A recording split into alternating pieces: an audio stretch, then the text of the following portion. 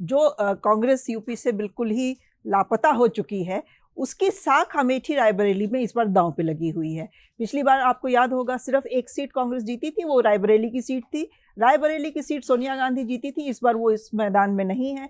उन्होंने अपने बेटे को वहां से उतारा है चुनावी मैदान में। अमेठी की सीट जो पिछली दफा राहुल गांधी हार चुके थे, इस बार गांधी परिवार के एक विश्वस्त वहां किशोरी लाल जी शर्मा जी लड़ रहे हैं।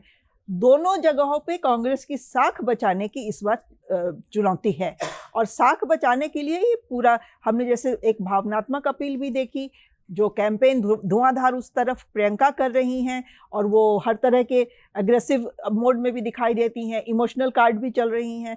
तो साख तो कांग्रेस की डेफिनेटली लगी हुई है।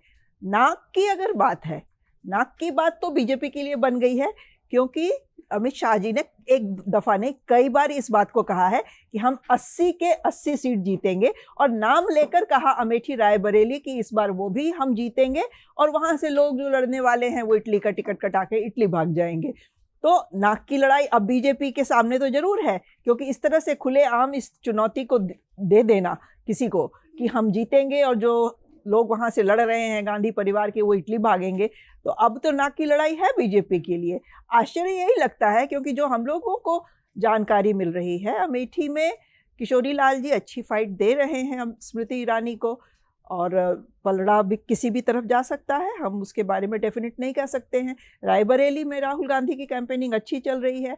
फिर रायबरेली से आप माने न माने एक परिवार का रिश्ता जरूर रहा है, और वो भावनात्मक अपील जो सोनिया जी ने दी है वो भी काम कर सकती है। तो रायबरेली में तो मुझे लग रहा है कि कांग्रेस की साख बची रहेगी, लेकिन किस वजह से अमित शाह बिल्कुल 80 के 80 क्लीन स्वीप की बात कर रहे हैं, तो वो हमें थोड़ी चिंता में डालती है कि कहीं ऐसा तो नहीं कि पहले से सारा मामला सेट हो गया हो, सिर्फ घोषणा बाकी है। तो इंटरेस्टिंग होगा देखना चुनाव का क्या परिणाम होता है। शायद वो 91 से 96 का पीरियड नहीं याद होगा, जब राजीव गांधी के असैसिनेशन के बाद सोनिया गांधी बिल्कुल नेपथ्य में चली गई थी, और गांधी परिवार से कोई भी राजनीति में एक्टिव नहीं था।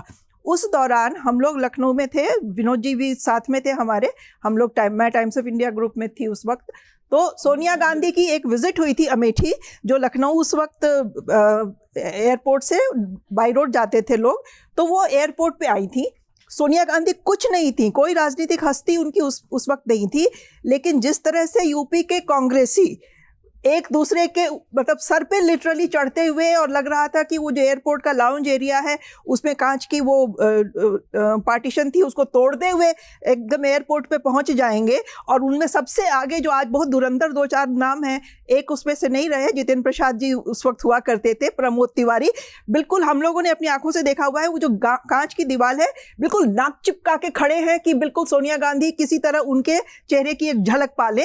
तो कांग्रेसियों में जो गांधी परिवार को लेके एक अजीब सी ये जो एक ऑब्सेशन कह लीजिए, हिंदी का वर्ड मुझे नहीं याद आ रहा है, ऑब्सेशन, आकर्षण जो है वो राजनीति में ये ना रहे उससे कम नहीं होता है।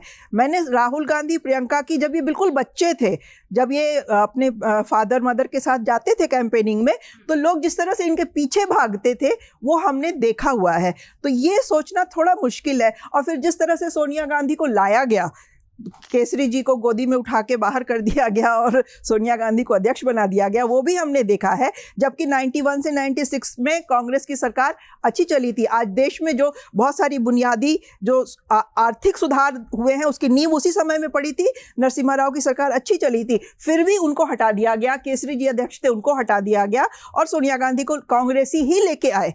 तो वो कांग्रेसी और इस गांधी परिवार का एक रिश्ता है, थोड़ा कॉम्प्लिकेटेड है, शायद उतना आसान नहीं है।